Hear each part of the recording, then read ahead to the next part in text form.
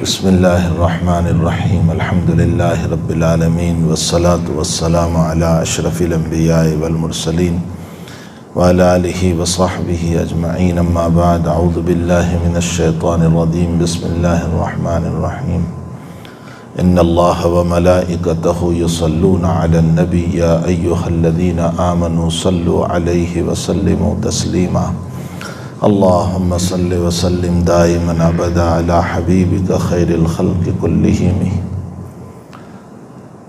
میرے معزز بھائیوں، اسلامی بھائیوں، بزرگوں، دوستوں، عزیزوں،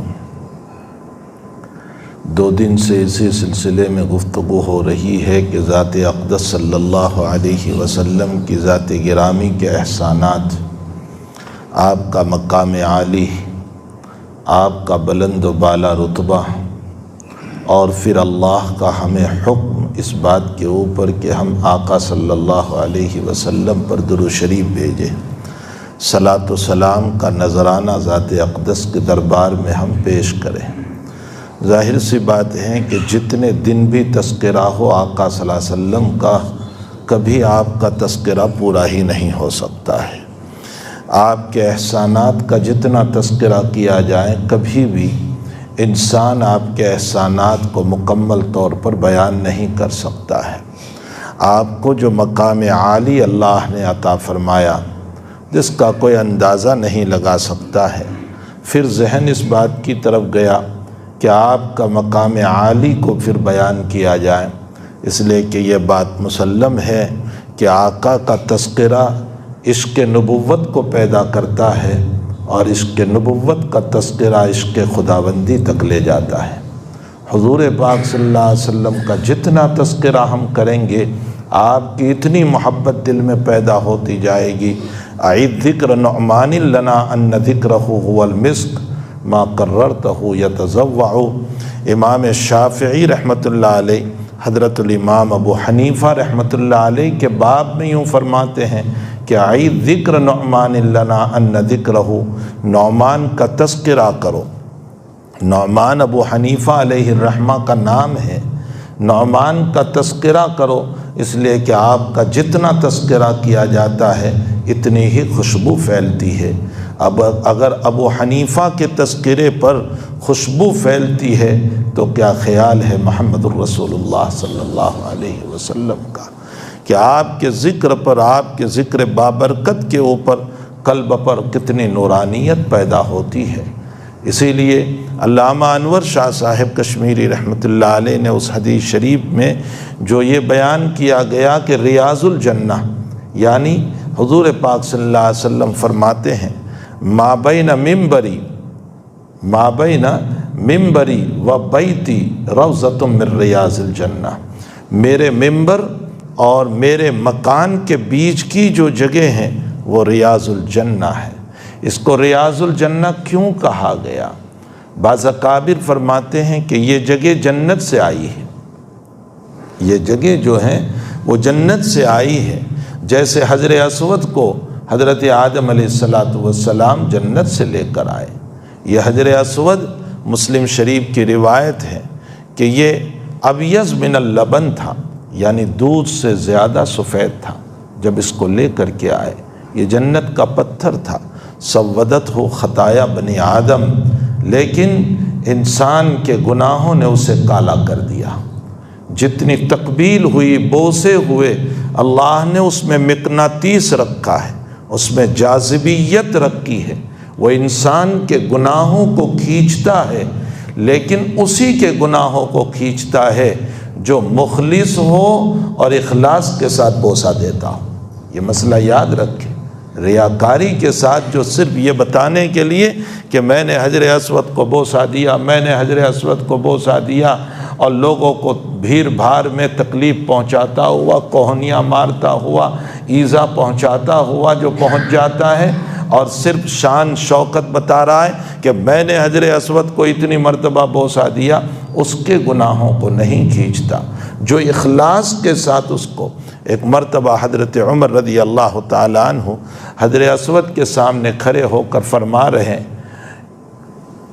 یا حضر انکا حجر لا تنفع منک ولا تضر، فرمایا اے حجر اسود تو ایک پتھر ہے، تیرے ذریعے سے نہ نفع پہنچتا ہے نہ نقصان پہنچتا ہے، لا تنفع منک ولا تضر، تو اس سے نفع بھی نہیں تو اس سے نقصان بھی نہیں۔ اصل تو حضرت عمر توحید کی طرف اشارہ کرنا چاہتے تھے کہ کرنے والی ذات اللہ ہی کی ہے، پتھر میں کوئی چیز نہیں ہے۔ لیکن پیچھے سے کسی نے فرمایا امیر المؤمنین ان ھذا الحجر ينفع منه ويضر، اس سے نفع بھی پہنچتا ہے نقصان بھی پہنچتا ہے۔ حضرت عمر نے پیچھے مڑ کر دیکھا تو حضرت علی تھے، فرمایا کیسے یہ نفع نقصان پہنچاتا ہے اور پہنچتا ہے اس کی وجہ سے؟ تو حضرت علی نے فرمایا سمعت رسول اللہ صلی اللہ علیہ وسلم، میں نے میرے ذات اقدس صلی اللہ علیہ وسلم سے سنا کہ حق تعالیٰ نے اس میں کچھ نام لکھے ہوئے ہیں، جو اخلاص سے بوسہ دیتا ہے اس کا نام اندر میں ثبت ہو جاتا ہے، نصب ہو جاتا ہے، اور قیامت کے دن حجر اسود انہی کی سفارش کرے گا جنہوں نے اخلاص سے بوسہ دیا ہے، اور جنہوں نے اخلاص سے بوسہ نہیں دیا یہ اس کی سفارش نہیں کرے گا۔ معلوم ہوتا ہے نفع بھی ہے اور نقصان بھی ہے جو اس کے اندر رکھا ہوا ہے۔ بہرحال میرے بھائیو، جیسے حجر اسود کے باب میں ہے، اسی طرح ریاض الجنہ کے باب میں لکھا ہوا ہے کہ یہ زمین جنت سے آئی ہے، جو ریاض الجنہ ہے، جو منبر رسول اور مکان رسول صلی اللہ علیہ وسلم جس میں اس وقت حضرت آرام فرما ہے، یہ بیچ کی جگہ جنت سے آئی ہوئی ہے۔ بعض علماء فرماتے ہیں کہ یہ جگہ جنت میں جائے گی، اس لیے اس کو ریاض الجنہ کہا گیا۔ بعضوں نے فرمایا کہ جو اس میں عبادت کرتا ہے وہ جنت میں جائے گا، اسی لیے تو لوگ وہاں نماز پڑھنے کے لیے دوڑتے ہیں، لیکن جہالت کا حال یہ ہے کہ طلوع ہو رہا ہے اور نماز پڑھ رہے ہیں۔ بے وقوف قسم کے لوگ ہیں، طلوع کے موقع پر تو نماز پڑھنے کو منع کیا گیا ہے، حرام ہے نماز پڑھنا۔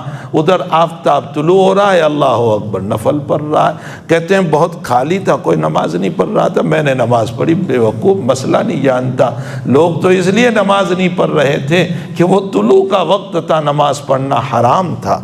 زوال کا وقت ہو رہا ہے اور لوگ نماز پڑھ رہے ہیں، غروب ہو رہا ہے اور لوگ نماز پڑھ رہے ہیں۔ جن تینوں وقت میں شریعت نے نماز پڑھنے کو منع کیا گیا ہے اسی وقت میں نماز پڑھ رہے ہیں۔ پھر یہ بات یاد رکھو، زوال کے وقت ممنوع نہیں ہے، استقامت آفتاب کے وقت ممنوع ہے۔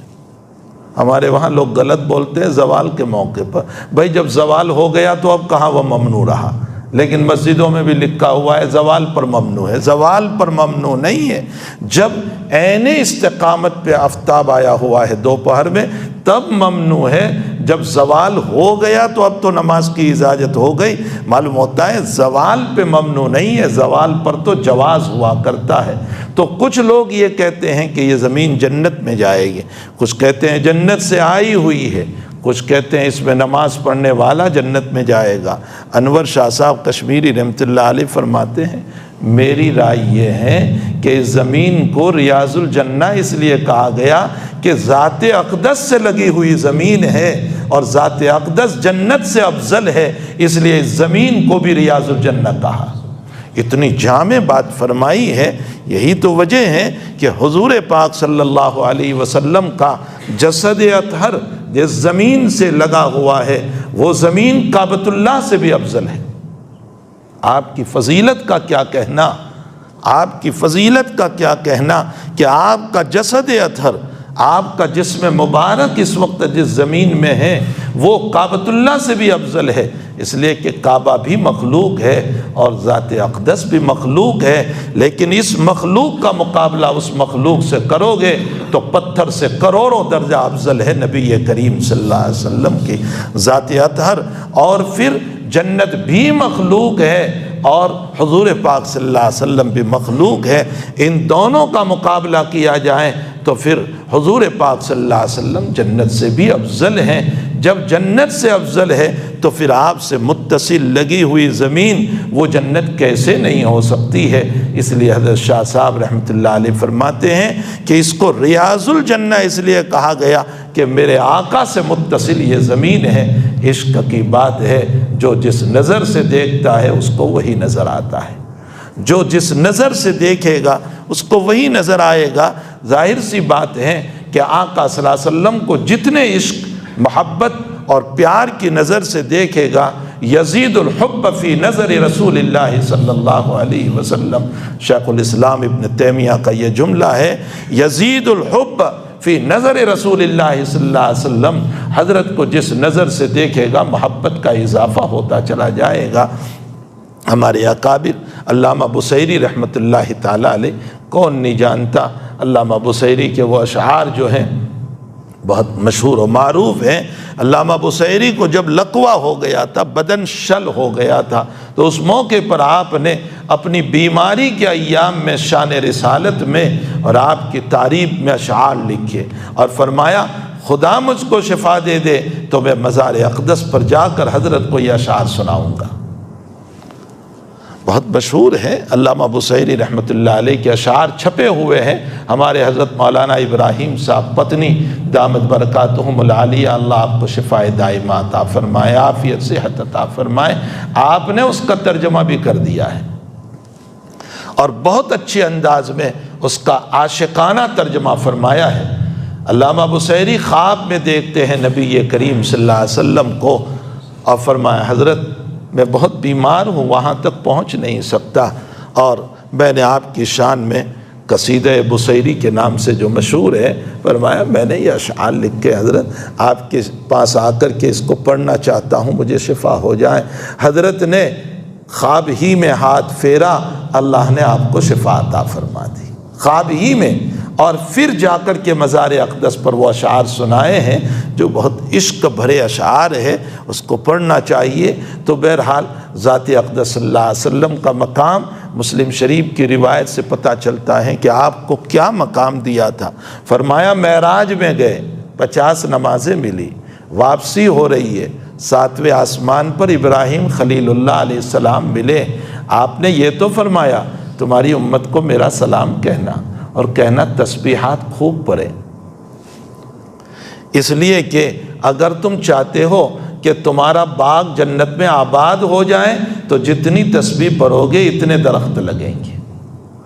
ہم ہمارے حضرت کے پاس، حضرت شیخ یونس صاحب قدس سرہ کے پاس طالب علمی کے زمانے میں بیٹھے ہوئے تھے، اور تنزانیہ یا کہاں کی ٹیونیشیا کی جماعت آئی اور وہ مصافحے کے لیے آئے، شیخ کے پاس ملاقات کے لیے بیٹھے ہوئے تھے۔ ایک آدمی بہت جلدی جلدی تسبیح پڑھ رہا تھا، بہت جلدی جلدی، تو حضرت نے ہنستے ہوئے پوچھا یہ بہت جلدی جلدی تسبیح پڑھ رہا ہے؟ تو جو ٹرانسلیشن کرنے والے تھے انہوں نے ان سے کہا کہ شیخ کہہ رہے ہیں کہ تم بہت جلدی جلدی تسبیح پڑھ رہے ہو۔ انہوں نے کہا میں نو مسلم ہوں اور میں نے 55 سال کی عمر میں اسلام قبول کیا، جب میری عمر 55 سال کی۔ اس نے اپنی زبان میں کہا تم لوگ تو پیدائشی مسلمان ہو، تمہارے تو نہ معلوم کتنے درخت لگ چکے ہیں، میں میری جنت میں درخت لگانا چاہتا ہوں، اس لیے جلدی جلدی تسبیح پڑھ رہا ہوں۔ حضرت اس پر رو پڑے، آنکھوں میں آنسو آ گئے اور فرمایا یہ ہیں عشق نبوی سے محبت اور کلام رسول سے محبت۔ ہم پیدائشی مسلمان ہیں، ہمیں اتنا یقین نہیں ہے جتنا کہ ایک نو مسلم کو یقین ہے نبی اکرم صلی اللہ علیہ وسلم کی باتوں پر۔ تو بہرحال حضور پاک صلی اللہ تعالیٰ علیہ وسلم جب واپس آ رہے تھے، ابراہیم خلیل اللہ سے ملاقات ہوئی، پوچھا، فرمایا اپنی امت سے سلام کہنا اور کہنا جتنی تسبیحات پڑھو گے جنت کا باغ اتنا آباد ہوگا تمہارا۔ لیکن کیا ہدیہ ملا؟ کچھ نہیں کہا، نہ پوچھا، نہ سوال، نہ جواب، کچھ نہیں۔ 6 آسمان پر آئے تو کلیم اللہ ملے موسیٰ علیہ السلام، سوال یہ ہوا کیا ہدیہ لائے؟ بہت مشہور روایت ہے۔ فرمایا 50 نمازیں دی، فرمایا جرب تو میرا تجربہ ہے کہ میری امت 2 نماز نہیں پڑھتی تھی، تمہاری امت 50 کیسے پڑھے گی؟ جاؤ واپس جاؤ، کچھ کم کراؤ۔ اب واپس جا رہے ہیں، پھر 5 کم ہو رہی ہے، واپس آ رہے ہیں، پھر موسیٰ مشورہ دے رہے ہیں، پھر 5 کم ہو رہی ہے، پھر جا رہے ہیں، پھر موسیٰ مشورہ دیتے ہیں، 45 کم ہو گئی۔ موسیٰ کا مشورہ تو پھر بھی تھا کہ جاؤ کچھ کم کراؤ، میری امت 2 نہیں پڑھتی تھی، یہ کیسے پڑھے گی؟ اللہ حضرت موسیٰ علیہ السلام کو جزائے خیر دے، اگر 50 نمازیں ہوتی تو ہر آدھے گھنٹے پر ایک نماز ہوتی، رات اور دن میں 24 کو 50 پر تقسیم کرو تو ہر آدھے گھنٹے پر یہاں 5 نہیں پڑھی جا سکتی، 50 کیسے پڑھیں گی؟ جب 5 رہ گئے تو پھر مشورہ دیا کہ جاؤ کچھ کم کراؤ، لیکن حضرت نے فرمایا استحییت من ربی، میرے رب سے مجھے حیا آ رہی ہے کہ ہر مرتبہ 5 لی ہے، اب 5 رہ گئی ہے، جاؤں گا تو یہ بھی واپس لے لے گا، کریم کے دربار سے خالی ہاتھ واپس آنا پڑے گا، میرا دامن بغیر ہدیے کے رہ جائے گا۔ اس لیے پھر نہیں گئے تو وقت تعالیٰ نے وہی اتاری، لا يبدل القول لدی وما انا بظلام للعبید، اللہ کی باتیں بدلہ نہیں کرتی۔ فرمایا پیغمبر عملاً 5 دی ہے، ثواباً آج بھی 50 ہے، 1 پر 10 نماز کا ثواب ہے تو عملاً فعل کے اعتبار سے 5 ہے، ثواب کے اعتبار سے 50 ہے۔ اب یہاں محدثین ایک سوال کرتے ہیں کہ اس امت سے سب سے زیادہ تعلق ابراہیم خلیل اللہ کو ہے صلوات اللہ علیہ، آپ کو سب سے زیادہ تعلق۔ ہمارا نام مسلمان ابراہیم علیہ السلام نے رکھا، ملت ابیکم ابراہیم هو سماکم المسلمین، قربانی انہی کی ہم کر رہے ہیں، ختنہ ابراہیم کی سنت ہے، حج کے سارے مسائل حضرت ابراہیم علیہ السلام سے جڑے ہوئے ہیں۔ آپ فرماتے ہیں جدی و مجدد الانبیاء، ابراہیم میرے دادا ہیں اور تمام نبیوں کے دادا ہیں۔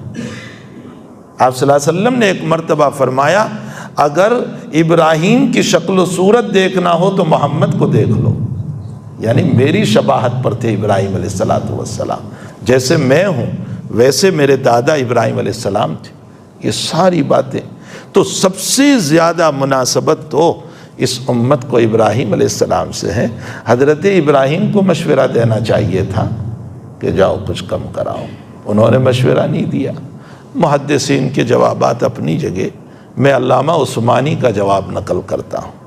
علامہ شبیر احمد عثمانی رحمۃ اللہ علیہ فتح الملہم میں اس کا جواب دیتے ہیں، فرمایا کہ اصل میں ابراہیم کی صفت خلیل ہے، اور خلیل اس کو کہتے ہیں جو محبوب کی ہر بات کو قبول کر لیں، اشکال نہ کریں، اس کو خلیل کہا جاتا ہے۔ عزل العوازل حول قول الطائہ وہو المحبت فی سودائہ، متنبی جو ہے وہ اپنی محبوبہ کے متعلق تعریف کرتا ہے متنبی کے اندر کہ ساری دنیا کی محبت میرے دل کے اطراف میں ہے اور میری محبوبہ کی محبت میرے وسط قلب میں ہے، دل کے بیچ میں ہے۔ تو دل کے بیچ میں جو محبت ہوتی ہے اس کو خلیل کہتے ہیں۔ صدیق اکبر کے باب میں حضور نے فرمایا لو اتخذت خلیلا لاتخذت ابا بکر، اگر میں دل کے بیچ میں کسی کو جگہ دیتا تو میرے ابو بکر کو جگہ دیتا، لیکن میرے دل کے بیچ میں میرا اللہ ہے۔ تو خلیل اس کو کہتے ہیں جو وسط قلب میں اپنے مالک کو، مولا کو، اللہ کو لیے ہوئے ہو اور اس کو کوئی اشکال نہ ہو، ہر بات منظور، ہر بات منظور، ہر بات منظور۔ اس لیے خلیل اللہ نے کوئی بات نہیں کہی۔ موسیٰ علیہ السلام کی صفت کلیم اللہ ہے، وہ کلیم ہے، اور کلیم اس کو کہتے ہیں جو بہت باتیں کرے۔ حضرت موسیٰ کی صفت ہی تھی اللہ سے بہت باتیں کرتے تھے۔ ماتل کبھی یمینک یا موسیٰ، اتنا سا سوال تھا ہاتھ میں کیا ہے، تو لمبی چوڑی تقریر کر ڈالی، اتوقع علی الشبیع علی غنمی ولی فیہا معارب اخری، بکریاں بھی چراتا ہوں، پتے بھی جھاڑتا ہوں، اور بھی کام کرتا ہوں، لمبی چوڑی تقریر کر ڈالی۔ حضرت الامام غزالی رحمۃ اللہ علیہ نے ایک مرتبہ خواب دیکھا، اور خواب میں نبی کریم صلی اللہ علیہ وسلم تشریف فرما ہے اور سارے انبیاء تشریف فرما ہے، مجمع بہت بڑا ہے، اور اس امت کے علماء بیٹھے ہوئے ہیں، اس امت کے سارے علماء، اور حضور پاک صلی اللہ علیہ وسلم بحیثیت صدر یہ بیان فرما رہے ہیں اس خواب میں کہ میری امت کے علماء جو ہیں، یعنی علماء خیر جو تفقہ فی الدین لیے ہوئے ہیں، جن کو فقہ فی الدین اللہ نے دیا ہے، اسلام کا شعور دیا ہے، فرمایا میری امت کے علماء جو ہیں وہ ایسے ہیں جیسے بنی اسرائیل کے انبیاء۔ تو موسیٰ علیہ السلام کو سوال ہو گیا اس مجمع میں، اس مجلس میں، کہ حضرت انبیاء بنی اسرائیل کے پاس تو نبوت ہے، آپ کی امت کے علماء کے پاس نبوت کہاں ہے؟ پھر آپ کی امت کے علماء اس کے برابر کیسے ہو گئے انبیاء بنی اسرائیل کی طرح؟ نبی علیہ السلام نے فرمایا میں نے جو کہا ہے وہ ٹھیک ہے، اور یہ میری امت کے علماء بیٹھے ہوئے ہیں، آپ جس کا چاہے امتحان لے لیں۔ امام غزالی کہتے ہیں موسیٰ علیہ السلام کی نظر مجھے ہی پر پڑی اور مجھے کھڑا کیا، مجھے پوچھا ما اسمک و اسم ابیک، تمہارا کیا نام ہے اور باپ کا کیا نام ہے؟ امام غزالی کہتے ہیں میں نے اپنا نام، اپنے والد کا نام، دادا کا نام، پردادا کا نام، پورا نسب نامہ بیان کر دیا۔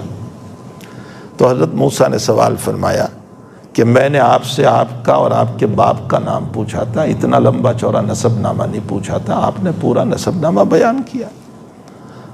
تو حضرت امام غزالی کہنے لگے کہ حضرت معاف فرمائیں صلی اللہ علیہ وسلم، آپ اللہ کے نبی ہیں، آپ پر درود و سلام ہو، اللہ نے آپ کو اتنا پوچھا تھا، آپ کے ہاتھ میں کیا ہے؟ جواب کافی تھا کہ دنڈا ہے، آپ نے لمبا چوڑا جواب کیوں دیا تھا؟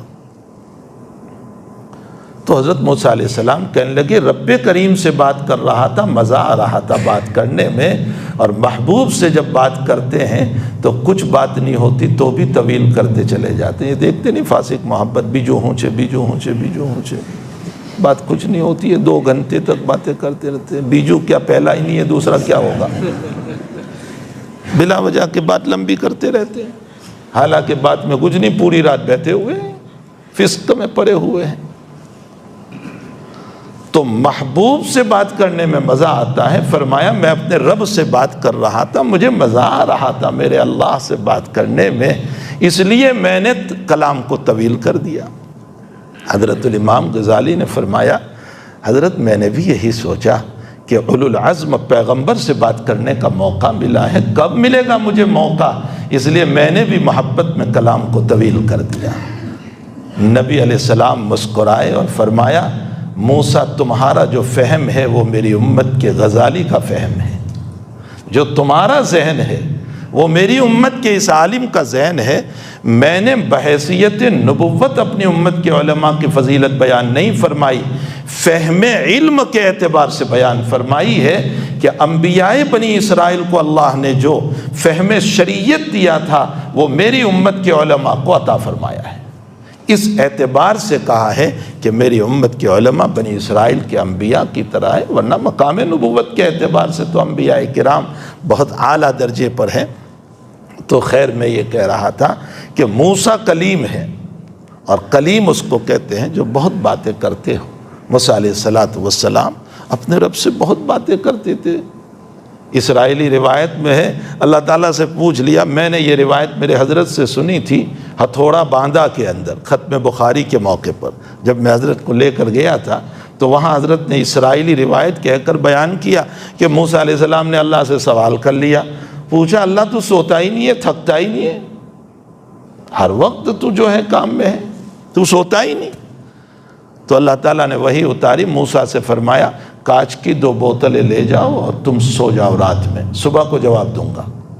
2 بوتلیں لی، موسیٰ پر نیند کا غلبہ ہوا، دونوں بوتلیں ٹوٹ گئی، گری ٹوٹ گئی۔ صبح کو اللہ کی وحی آئی، موسیٰ تم اپنی رات کی نیند میں 2 بوتلوں کی حفاظت نہیں کر سکے، اگر تیرا رب کریم سو جائے گا تو اس مخلوق کا کیا ہوگا؟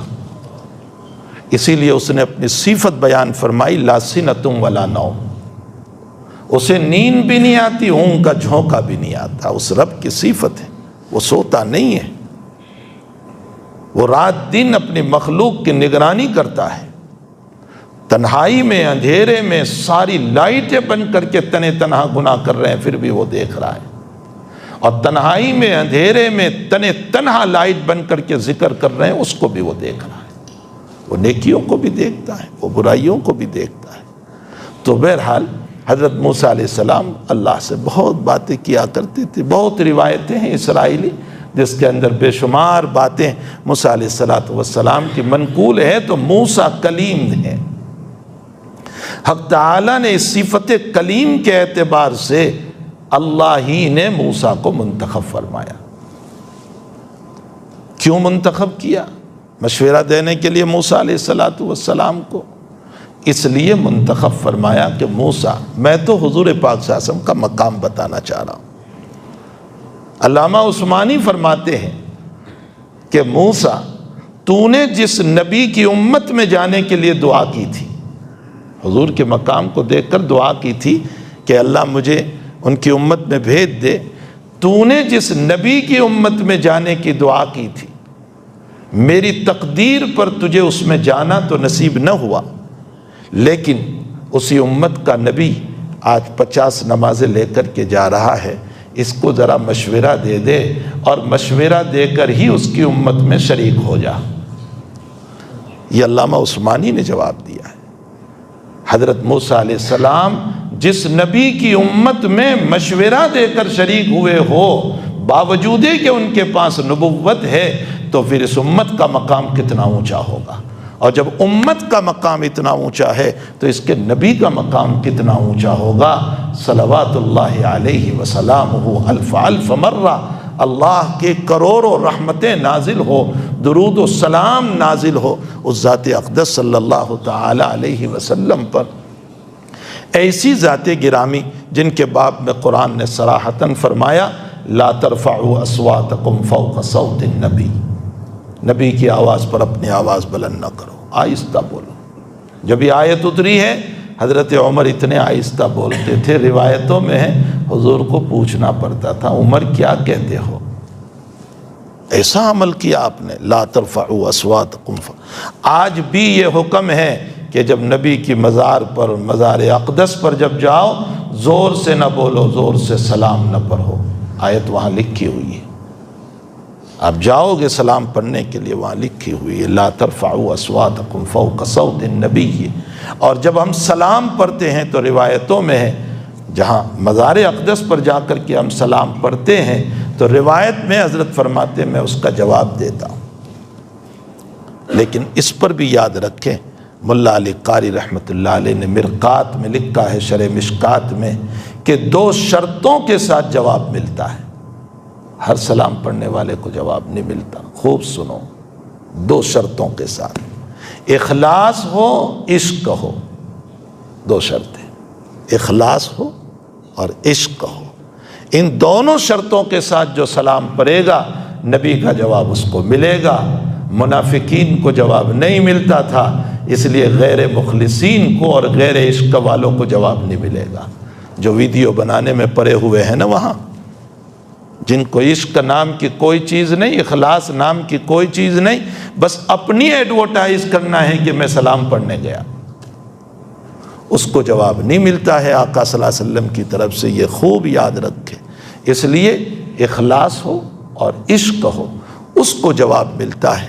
تو بہرحال لا ترفعوا اصواتکم فوق صوت النبی ولا تجہروا له بالقول کجہر بعضکم لبعض ان تحبط اعمالکم، تم نبی کو ایسے نہ بلاؤ جیسے آپس میں ایک دوسرے کو بلاتے ہو، یہ زید بکر خالد ایسے نہ بلاؤ۔ قرآن میں ادب ہمیں سکھایا گیا، باوجود کہ اللہ خالق ہیں اور آقا صلی اللہ علیہ وسلم مخلوق ہے، لیکن اللہ نے جب بھی پکارا تو یا نبی اللہ یا رسول اللہ کہا، یا محمد کہیں نہیں کہا۔ قرآن پڑھ لیں، ان علماء سے پوچھے، کہیں نہیں کہا یا محمد۔ اور جہاں محمد نام لیا ہے وہاں خطاب نہیں کیا، محمد الرسول اللہ والذین معہ اشداء علی الکفار وما محمد الا رسول، لیکن یہاں خطاب نہیں۔ اور جب خطاب کیا، پکارا ہے، تو محمد نہیں، یا نبی اللہ یا رسول اللہ۔ اور نام بھی ایسا رکھا، عرب میں محمد نام رکھنے کا رواج نہیں تھا، عرب میں محمد نام نہیں رکھتے تھے، یہ تو شام کے پادریوں نے، عیسائی عالموں نے جب یہ پیغام سنایا اپنی کتاب انجیل کو دیکھ کر کہ نبی یا آخر الزماں پیدا ہونے والے ہیں اور ان کا نام محمد ہوگا، تو لوگوں نے محمد نام رکھنا شروع کیا۔ جب حضرت پیدا ہوئے ہیں تو 6 یا 7 بچوں کا نام محمد تھا، لیکن یہ تو آمنہ کے لال محمد کے مقدر میں لکھا ہوا تھا۔ صرف نام رکھنے سے کچھ نہیں ہوتا، یہ تو آمنہ کے بیٹے اور عبداللہ کے نور نظر محمد کے باب میں لکھا ہوا تھا کہ ان کو ختم نبوت کی نبوت ملنے والی ہے۔ تو نام بھی اللہ نے ایسا رکھا کہ برائی کرنے والا جب برائی کرتا ہے نا تو برائی سے پہلے اس کو محمد بولنا ہی پڑتا ہے۔ جیسے یہ بہت سے لوگ جو ہے نا آپ صلی اللہ علیہ وسلم کی جب برائی کرتے ہیں تو کس نام سے برائی کرتے ہیں؟ محمد۔ اللہ نے ایسا نام رکھا ہے کہ میرے نبی کے نہ چاہنے والوں تمہیں بھی پہلے تعریف تو کرنی ہی پڑے گی محمد بول کر۔ لفظ محمد بول کر پہلے تعریف کرتے ہیں پھر برائی کرتے ہیں، تو ہم انہی کو ان کی زبان میں جواب دیتے ہیں اگر برائی کر رہے ہو تو تعریف کیوں کی تم نے پہلے؟ اور تعریف کی ہے دلیل اس بات کی کہ وہ قابل تعریف ہے، قابل مذمت نہیں ہے، برائی کے قابل ہے وہی نہیں وہ۔ تو نام بھی ایسا رکھا۔ اس ذات اقدس پر کثرت سے ہم کو درود شریف پڑھنا چاہیے۔ علماء نے لکھا ہے زندگی میں 1 مرتبہ درود شریف کا پڑھنا فرض ہے، پوری زندگی میں 1 مرتبہ درود شریف کا پڑھنا فرض ہے۔ مجلس میں جب بیٹھیں تو 1 مرتبہ پڑھنا واجب ہے۔ مثلا یہ مجلس ہے تو 1 مرتبہ پڑھنا واجب ہے۔ فرض اور واجب میں فرق کتنا ہے؟ عقیدے کا فرق ہے، عمل کا کوئی فرق نہیں۔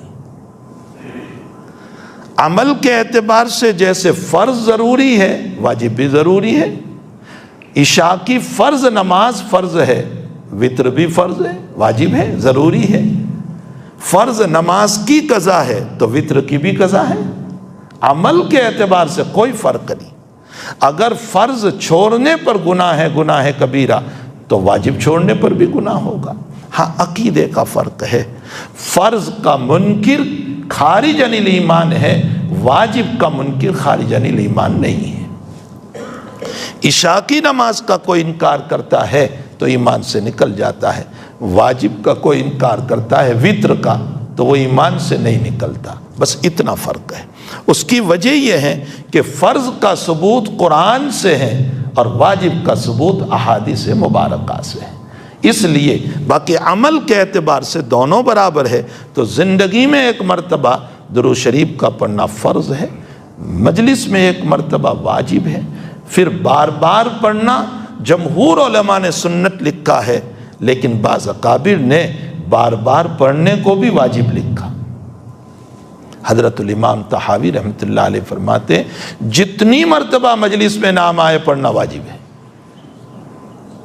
دلیل ان کی یہ ہے کہ محمد کا نام جو ہے وہ سبب ہے، اور سبب جتنی مرتبہ آئے گا مسبب اتنی مرتبہ آئے گا، اس لیے جتنی مرتبہ نام آئے گا اتنی مرتبہ درود شریف کا پڑھنا واجب ہوگا۔ لیکن جمہور علماء کرام نے بار بار پڑھنے کو ذات اقدس صلی اللہ علیہ وسلم پر سنت قرار دیا۔ اس کے علاوہ مستحبات ہے، حضور پر درود پڑھنا مستحب ہے۔ وہ کہاں کہاں ہے؟ نمبر 1 دعا میں درود شریف کا پڑھنا مستحب ہے، اس کو مستحب قرار دیا گیا ہے۔ ترمذی شریف میں ایک روایت ہے، ذات اقدس صلی اللہ علیہ وسلم کے سامنے ایک صحابی نے دعا فرمائی، اللہ کی تعریف کی اور دعا شروع کر دی۔ فرمائے انکا عجلت، تم نے درود شریف پڑھی اور دعا شروع کر دی۔ حضرت نے فرمایا انکا عجلت، تو نے جلدی کی، پہلے اللہ کی تعریف کرنا چاہیے پھر مجھ پر درود پڑھنا چاہیے۔ ابی ابن کعب رضی اللہ تعالیٰ عنہ فرماتے ہیں حضرت میں دعا کرتا ہوں تو آپ کے اوپر 1/3 درود شریف پڑھتا ہوں، کافی ہے؟ تو حضرت فرماتے ہیں ان زدت فہو خیر لک، اگر اور زیادہ پڑھیں تو تیرے لیے بہتر ہوگا۔ فرمایا اچھا حضرت آدھی دعا اور آدھا درود، یعنی آدھا درود ہی پڑھتا رہو؟ فرمایا ان زدت فہو خیر لک، اگر زیادہ پڑھے بہتر ہوگا۔ فرمایا 2/3 2/3 درود، فرمایا اگر زیادہ پڑھے تو اور بہتر ہوگا، فرمایا پوری دعا میں درود پڑھتا رہوں، فرمایا اگر تو پوری دعا میں درود پڑھتا رہا حق تعالی یغفر اللہ تبارک و تعالی ذنوبک، تیرے گناہوں کو بلا مانگے معاف کر دیں گے اور تیرے غموں کو اللہ دور کر دیں گے۔ یہ ہے درود شریف کا مقام۔ پھر کل بھی میں نے بتایا تھا کہ جب ہم شروع اور اخیر میں درود شریف پڑھتے ہیں تو درود شریف کو یقیناً اللہ قبول کرتا ہے، تو درود کو لے لیں اور بیچ کی دعا کو رد کر دیں، یہ کیسے ہو سکتا ہے؟ اس لیے درود کے ساتھ دعائیں بھی قبول ہو جاتی ہیں۔ پھر وضو کے اندر درود شریف کے پڑھنے کو مستحب قرار دیا ہے، ایک مرتبہ پڑھنا مستحب ہے، بار بار پڑھو تو اولیٰ ہے، تو وضو میں بھی درود شریف پڑھنا چاہیے۔ اسی کے ساتھ سونے کے موقع پر جب انسان سوئے تو سارے وظائف اور دعاؤں سے فارغ ہو کر اخیر میں درود شریف پڑھیں جب تک نیند نہ آئے۔ نبی اکرم صلی اللہ علیہ وسلم نے فرمایا جب تمہارا بدن شل ہو جائے، ہمارے وہاں لقوہ بولتے ہیں، تو فرمایا درود شریف کثرت سے پڑھو، اس سے علاج بھی ہوگا اور تقرب نبوی بھی نصیب ہوگا، علاج بھی ہو جائے گا اور حضور پاک صلی اللہ علیہ وسلم کا تقرب بھی، قربت بھی نصیب ہوگی۔ یہاں بھی درود شریف کے پڑھنے کو مستحب قرار دیا ہے۔ اسی طرح جب انسان کو غصہ آئے تو درود شریف پڑھیں، ہمارے وہاں اس پر عمل نہیں ہے۔ ایک مرتبہ محض سے ہماری واپسی ہو رہی تھی اور جیسے بسوں پر سامان چڑھایا جاتا ہے نا، تو حاجیوں کا سامان تو ایک تومار ہوتا ہے، طوفان ہوتا ہے، اتنی بیگیں ہوتی ہے کہ بیچارہ چرانے والا پریشان ہو جاتا ہے۔ تو اب بیگیں چرائی جا رہی ہے اور اس میں 2 چرانے والوں کی لڑائی ہو گئی، تو میں ہو گئی زبانی۔ تو ایک تیسرا آدمی جو وہاں تھا اس نے کہا صلی علی النبی، درود شریف پڑھو، اور فوراً دونوں نے اللہم صلی علی سیدنا حبیبنا پڑھنا شروع کر دیا، لڑائی ختم ہو گئی۔ عرب کا اس پر بہت معمول ہے، جب غصہ آتا ہے تو درود شریف پڑھتے ہیں۔ درود شریف کے لوگ پوچھتے ہیں مجھے غصہ بہت آتا ہے، درود شریف پڑھو، جس وقت غصہ آئے درود شریف پڑھو۔ درود شریف میں جمال ہے اور اس جمال کی وجہ سے غصہ ٹھنڈا ہو جاتا ہے، تو درود شریف پڑھنا چاہیے۔ جب خطبہ، جب ہم بیان کریں، کوئی بھی اہم بات بیان کریں، کوئی بھی مشورہ کریں، پہلے درود شریف پڑھیں۔ عربوں کا اس پر بہت عمل ہے، بہت عمل ہے۔ ہمارے وہاں تو صرف بیان سے پہلے پڑھا جاتا ہے، باقی مشورے ہوتے ہیں، اہم باتیں ہوتی ہیں، کوئی درود شریف نہیں پڑھتا۔ حالانکہ وہاں بھی جیسے بسم اللہ اشہد ان لا الہ الا انت واستغفرک واتوب الیک، جو ترمذی کی روایت ہے کہ ختم مجلس کے اوپر یہ دعا پڑھی جائے، تو ہم نے اس کو فضائل اعمال کے ساتھ خاص کر دیا۔ جب اس کی تعلیم پوری ہوتی ہے تب تو پڑھتے ہیں، حالانکہ کوئی بھی مجلس ختم ہو تو یہ دعا پڑھنی چاہیے کہ اس مجلس میں جتنے گناہ ہوئے ہیں، جتنی کچھ باتیں ہوئی ہیں، اللہ اس کو معاف فرما دے، لیکن ہم نے اس کو خاص کر دیا۔ تو کوئی بھی اہم مشورہ، اہم بات ہو تو وہاں پہلے درود شریف پڑھنا چاہیے۔ تدریس کے درس کے شروع کرنے سے پہلے درود شریف پڑھنے کو مستحب لکھا ہے۔ اسی طرح درس ختم ہو، چاہے وہ حدیث کا ہو، قرآن کا ہو، فقہ کا ہو، نحو کا ہو، صرف کا ہو، تو ختم کے اوپر بھی درود شریف پڑھنا چاہیے۔ آپ عربوں کے سبق میں بیٹھے، جب وہ سبق ختم کرتے ہیں، حرم شریف میں جہاں دروس ہوتے ہیں نا، وہاں آپ بیٹھے، جب وہ اپنے اسباق کو ختم کرتے ہیں، اخیر میں کہتے ہیں وصلی اللہ علی النبی الکریم برحمتک یا ارحم الراحمین۔ یہ ان کے ختم کا مجاز ہے، یہ مستحب ہے درود شریف کا پڑھنا۔ تو ایسے کئی جگہ ہیں جہاں فقہائے کرام نے درود شریف کے پڑھنے کو مستحب لکھا ہے۔ تو ایک فرض ہے زندگی میں ایک مرتبہ، مجلس میں ایک مرتبہ واجب ہے، پھر بار بار پڑھنا سنت ہے۔ اور اس کے علاوہ بہت سے مواقع پر درود شریف کے پڑھنے کو مستحب بتایا گیا ہے۔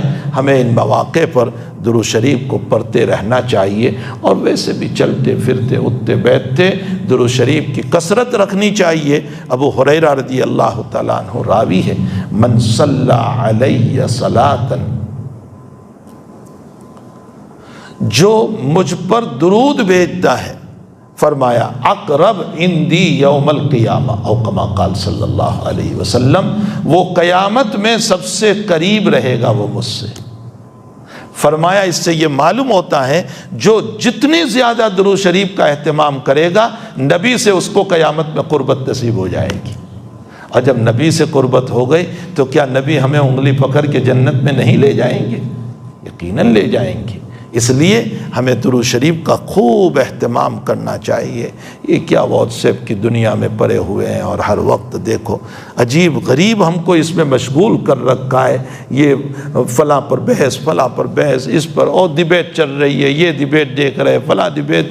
ارے یہ سب ڈبیٹ چھوڑو، اپنی آخرت کی ڈبیٹ تیار کرو، اپنی جنت کی ڈبیٹ تیار کرو، نبی کی سفارش والی ڈبیٹ تیار کرو، اپنے اعمال کو تیار کرو۔ ہم دعا کرتے رہتے ہیں کہ حضور پاک صلی اللہ علیہ وسلم کی سفارش نصیب ہو جائیں، لیکن سفارش والے اعمال بھی تو کریں۔ آپ کے مبارک ہاتھوں سے حوض کوثر کا پانی نصیب ہو جائے، لیکن وہ اعمال بھی تو کریں۔ بخاری شریف کی روایت ہے کہ حضرت فرماتے ہیں میں قیامت میں میرے ممبر پر بیٹھا ہوا ہوں گا، کچھ لوگ پانی پینے آئیں گے میرے حوض کوثر پر، اتنے میں فرشتے ان کو دھکے دے کر نکال دیں گے، نکلو یہاں سے، تمہیں پانی نہیں ملے گا۔ حضرت فرماتے ہیں میں یوں کہوں گا اصحابی، یہ تو میرے ہیں، آنے دو ان کو۔ تو فرشتے کہیں گے کہ یا رسول اللہ آپ کو پتہ نہیں ہے ما احدثوا بعدک، کہ آپ کے بعد انہوں نے آپ کی شریعت کو کھلونا بنایا تھا، کھیل بنایا تھا، یہ آپ کی شریعت سے کھیلتے تھے۔ اس سے مرتدین بھی مراد ہو سکتے ہیں، اس سے فاسقین بھی مراد ہو سکتے ہیں جنہوں نے شریعت کو کھلونا بنا دیا ہے۔ اس سے مبتدی اور بدعتی بھی مراد ہو سکتے ہیں جنہوں نے شریعت کو ایک کھیل بنا دیا۔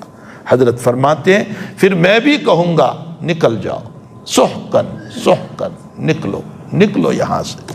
اور بخاری میں ایک لفظ جو ہے کتاب التفسیر میں وہ ہمارے دل کو جھنجھوڑ دیتا ہے، فرمایا وَبَيْنِي وَبَيْنَهُ حجاب، میرے اور اس دھٹکارے ہوئے کے درمیان پردہ ڈال دیا جائے گا۔ اس کا مطلب یہ ہے کہ نبی کی زیارت سے بھی محروم کر دیا جائے گا۔